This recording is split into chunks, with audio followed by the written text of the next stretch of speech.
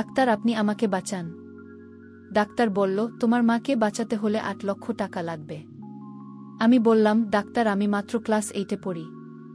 আমার বয়সটা অল্প। আমি একজন ছোট মেয়ে। আমার কোনো ভাই বোন নেই। আমার মা ছাড়া এ পৃথিবীতে কেউ নেই।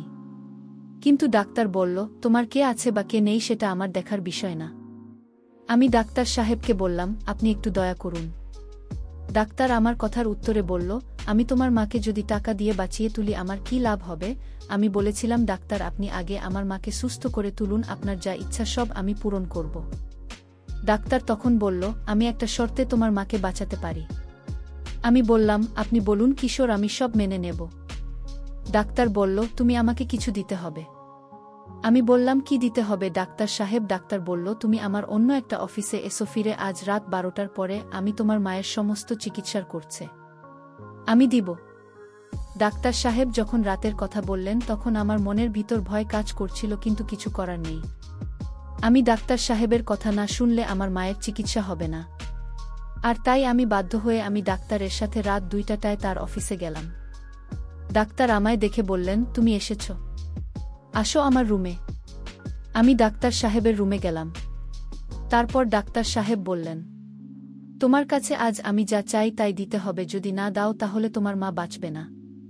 তারপর ডাক্তার সারারাত আমার সাথে যা করেছিল তা শুনলে তোমাদের অবস্থা খারাপ হয়ে যাবে।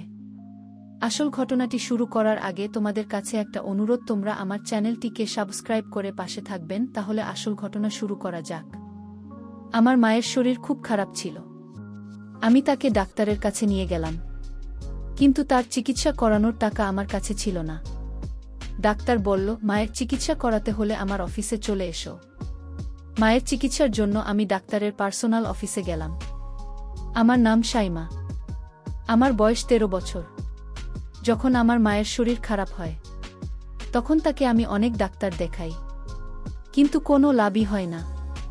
দিন দিন মায়ের অবস্থা আরও খারাপ হতে থাকে। ডাক্তাররা মায়ের রোগটাকে অপ্রতিকার্য ঘোষণা করেছিল, কিন্তু মা ছাড়া আমার আর কেউ ছিল না। আমি মায়ের এই অবস্থা দেখে খুবই কাঁদতাম। আমি মায়ের একমাত্র মেয়ে ছিলাম। আমার কোনো ভাই বোন ছিল না যে আমাকে সাহায্য করবে। মায়ের চিকিৎসার জন্য আমি আমাদের সমস্ত জমিজমা বিক্রি করে দিয়েছিলাম। এখন আমার হাতে বেশি টাকাও নেই। মায়ের অসুস্থতার খবর পেয়ে একদিন কাকা আমাদের বাড়িতে এসে বলে, তোমাদের উপর দিয়ে এত ঝড় বয়ে গেছে, আর তোমরা আমাকে একবার খবর দাও। একবার যদি আমাকে ফোন করতে, তাহলে তো আমি চলে আসতাম। আমি কাকে কি আর বলব, অনেকবার আমি কাকার বাড়িতে ফোন করেছিলাম আমাদের অবস্থার কথা বলার জন্য, কিন্তু কাকিমা প্রত্যেকবার আমাকে অপমান করে ফোন কেটে দিয়েছিল। কাকিমা বুঝতে পেরেছিল যে আমি তার স্বামীর আর ছেলের কষ্ট করে রোজগার করা টাকা খরচা করতে চায়। কাকা মায়ের সাথে অনেক কথা বলার মা চুপ করে শুনল। মায়ের সাথে কথা শেষ হওয়ার পর কাকা আমাকে বলল, সাইমা, তোমার জিনিসপত্র গুছিয়ে নাও, তোমরা আমার সাথে আমার বাড়িতে যাবে। আমার একবারে ইচ্ছে ছিল না তো কাকার বাড়িতে যাওয়া। কাকার ছেলেকে আমার পছন্দ নয়, কিন্তু কাকা বলল, যতদিন না আমার মা পুরোপুরি সুস্থ হচ্ছে ততদিন আমরা তাদের বাড়িতেই থাকব পারে। আর কাকার বাড়িতে থাকা মানে রোজ কাকিমার কথা শোনা। কাকিমা এমনিতেই আমার সৌন্দর্য দেখে হিংসা করত। সে বলতো আমি সব ছেলেকে আমার রূপের জালে ফাঁসায়, কিন্তু কাকা জোর করল, তাই আমাকে বাধ্য হয়ে জিনিসপত্র গোছাতে হলো। কাকা আমাদের তার বাড়িতে নিয়ে গেল। কাকি তো এই খবরটা পেয়ে গোটা বাড়ি মাথায় তুলে বলতে লাগে, এমনিতে এত খরচ, তার উপর আরও 2জন মানুষকে বাড়িতে নিয়ে এলে এদের খাওয়া পড়া খরচা কে দেবে?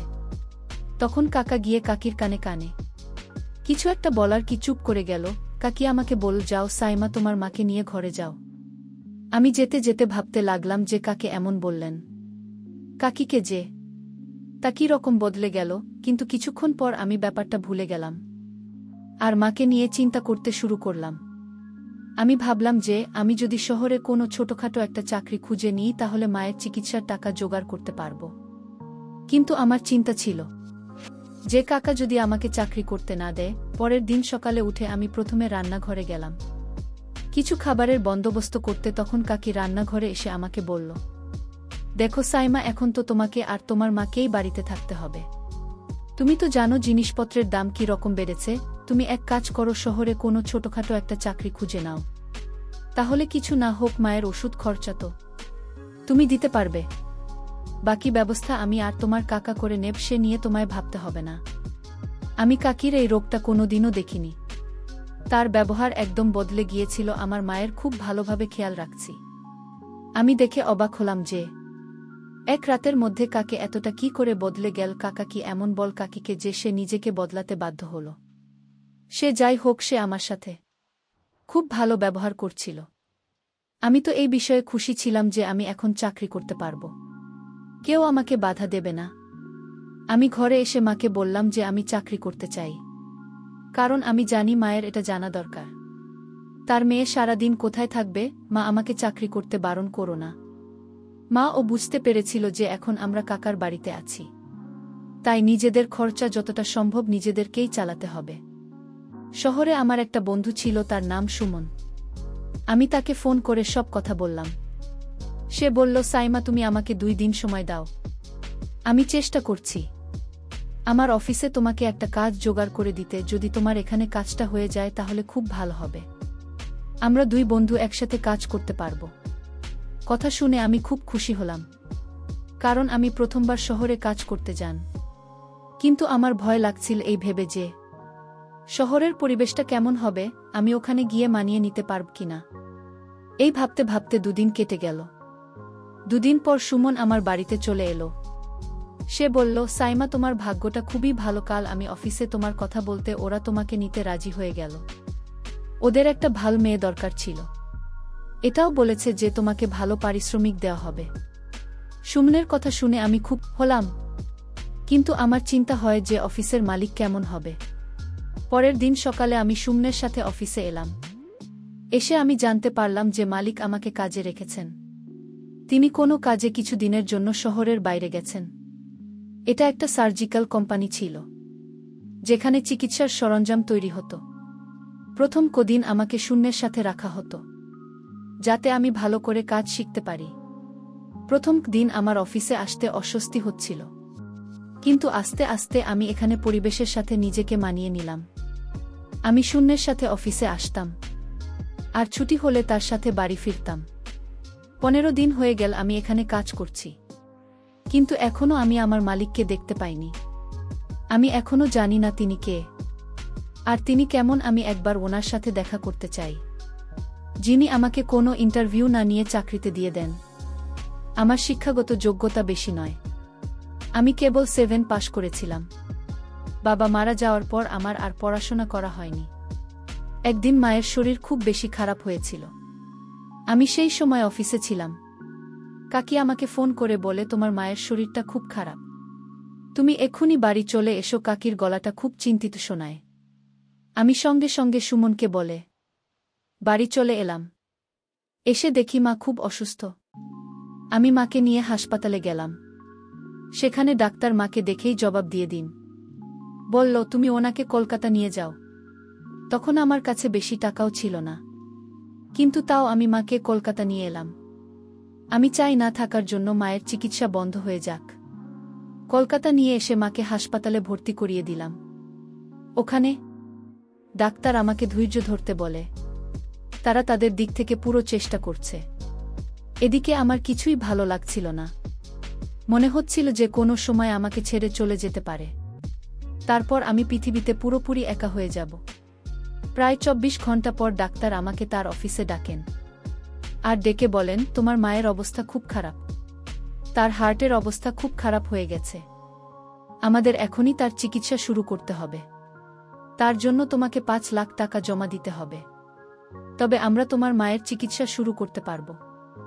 এত মোটা টাকার অঙ্ক শুনে তো আমার হাত পা কাঁপতে থাকে। আমি ভাবতে থাকি এতগুলো টাকা আমি কোথা থেকে জোগাড় করব। ডাক্তার সাহেব মনে হয় আমার অবস্থাটা বুঝতে পারছিলেন। তিনি আমাকে জিজ্ঞেস করেন, তোমার কিছু অসুবিধা থাকলে আমায় বলতে পারো। আমি আমার 2 হাত দিয়ে মুখ থেকে কাঁদতে লাগলাম, আর কাঁদতে কাঁদতেই বললাম, ডাক্তার সাহেব আমার কাছে এত টাকা পয়সা নেই। আমি আমার মায়ের চিকিৎসাও করাতে চাই, কিন্তু আমার কাছে একটা টাকাও নেই। আপনি বলে দিন, কি এমন করলে আমি আমার মায়ের চিকিৎসা করাতে পারব। আমি অনেক কষ্টে টাকার ব্যবস্থা করে ওনাকে কলকাতা নিয়ে এসেছি। ডাক্তার সাহেব চিন্তায় পড়ে যান। উনি আমার কাঁধে হাত রেখে বলেন, ঠিক আছে, আজ বিকেলে তুমি আমার অন্য একটা অফিসে, সেখানে আমি তোমাকে কিছু কাজ দেব। আর টাকাও দেব, যেটা দিয়ে তুমি তোমার মায়ের চিকিৎসা করাতে পারবে। তুমি যদি আমার কথা না শোনো তাহলে তোমাকে আর বাঁচানো যাবে না। আমি কোনোভাবেই মাকে হারাতে চাই না। তাই আমি ডাক্তার সাহেবের কথা মেনে নিলাম। বিকেলে আমি ডাক্তার সাহেবের দেওয়া ঠিকানায় গিয়ে পৌঁছালাম, যেখানে উনার আরও একটা অফিস আছে। সেখানে গিয়ে আমার একটা বড় ঝটকা লাগল, কারণ সেটা সেই অফিস যেখানে আমি সুমনের সাথে অফিসের কাজ করি। সন্ধে 7টা বাজছিল। ডাক্তার সাহেব আমার জন্য অপেক্ষা করছিলেন। তিনি আমাকে দেখে হাত ধরে তার অফিসে নিয়ে আসেন এবং বসতে বলেন। আমার একটু ভয় করছিল, কারণ অফিসে আমি একদম একা ছিলাম। কিছুক্ষণ বসার পর আক্তার সাহেব বললেন, তুমি তো তোমার মায়ের চিকিৎসা করাতে চাও, তাই না? তুমি আমার জন্য কি করতে পারবে? আমি বললাম, স্যার, আপনি যা বলবেন আমি তাই করব। আপনি শুধু আমার মাকে বাঁচিয়ে দিন। আমার কথা শুনে ডাক্তার সাহেব কিছুক্ষণ ভেবে বললেন, তোমাকে আমার অফিসে কয়েক রাত থাকতে হবে। আমি তোমার থেকে যা চাইব তোমাকে তাই দিতে হবে। তুমি যদি আমার কথা শোনো তাহলে তোমার মায়ের চিকিৎসার সব খরচ আমি দেব। আর যদি না শোনো তাহলে কালকে তোমার মাকে নিয়ে অন্য কোনো হাসপাতালে চলে যেও। উনার কথা শোনা ছাড়া আমার আর কোনো উপায় ছিল না। আমি বুঝতে পারছিলাম না ডাক্তার সাহেবের নজর আমার অন্য দিকে। আমি বললাম, স্যার, আপনি আমাকে অফিসের কাজ দিন, আর প্রতি মাসের পারিশ্রমিকটা আপনি রেখে দেবেন। উনি বললেন, তুমি সত্যিই খুব সরল, এতগুলো টাকা কি কেউ এমনি এমনি দেয়? তুমি আমাকে খুশি করতে পারলে আমি তোমার মায়ের চিকিৎসা করব। বাধ্য হয়ে আমাকে মায়ের চিকিৎসার জন্য ডাক্তার সাহেবের কথায় আমার রাজি হতে হয়। তারপর ডাক্তার সাহেব আমার সাথে, বন্ধুরা, সেটা আমি ভাষায় প্রকাশ করতে পারছি না। আসলে আমি একটা ছোটখাটো মেয়ে। আমি ডাক্তার সাহেবকে বলেছিলাম, ডাক্তার, আমার তো তেমন বয়স হয়নি। তারপরও ডাক্তার আমার কোনো কথা শুনল না। এছাড়া তো আমার আর কোনো উপায় ছিল না। আমার নিজের উপরই ঘেন্না হচ্ছিল। পৃথিবীর সমস্ত ডাক্তারদের উপরে রাগ হচ্ছিল। মনে হচ্ছিল এরা কেমন ডাক্তার, রোগীদের প্রাণ বাঁচানোর জন্য। এরা লোকদের যা ইচ্ছা তাই করে। দুর্বলতার সুযোগ নিয়ে তারা এসব করে। আমার নিজের উপর রাগ হয় এই ভেবে যে আমি এরকম একটা জায়গায় চাকরি করছিলাম। আমি যদি জানতাম যে সুমন আমাকে যে অফিসে কাজ করতে নিয়ে যাচ্ছে সেখানে ডাক্তার এরকম, তাহলে আমি কখনোই এই চাকরিটা করতাম না। আমি যখন পরের দিন কোনো রকমে নিজেকে সামলে হাসপাতালে গেলাম, তখন আমি জানতে পারি আমার মা সুস্থ হয়ে গেছে। আমি আরও জানতে পারি মায়ের যত চিকিৎসার পর সব টাকা কাউন্টারে দিয়ে দিচ্ছে, আর আমার মায়ের চিকিৎসাও ভালো করে হয়েছে। আমি তা দেখে অনেক খুশি হয়েছিলাম, কিন্তু আমি তো বুঝতে পারছিলাম কিসের জন্য ডাক্তার আমাকে বাঁচিয়েছেন। এই দুনিয়ার স্বার্থ ছাড়া কেউ কাউকে উপকার করে না। ডাক্তার সাহেবের সাথে আমার কাজ দেখে আদায় করে নিল, আর তার বিনিময়ে আমাকে টাকা দিয়ে